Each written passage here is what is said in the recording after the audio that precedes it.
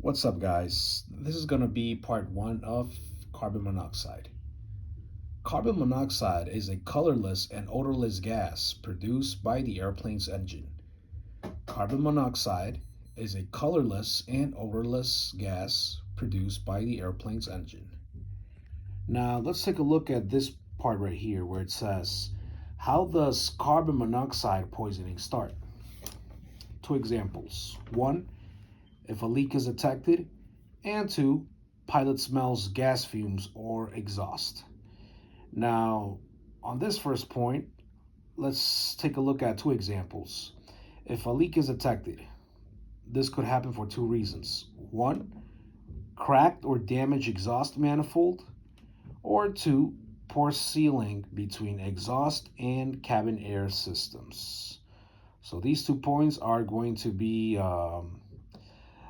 two examples of when carbon monoxide could be detected. Now, we already know the origin of the problem, right? Now, what do we do in that situation? The most important thing, act immediately. Act immediately.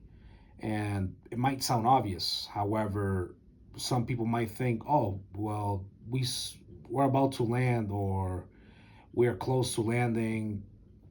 I don't know, maybe once we get to the airport, someone else can take care of it. No, you actually have to act immediately, or if you spot this, well, you have to report this to the captain, right?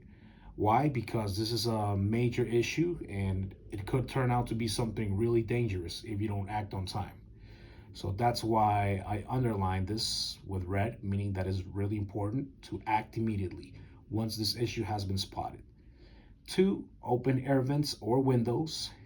And three, supplemental oxygen.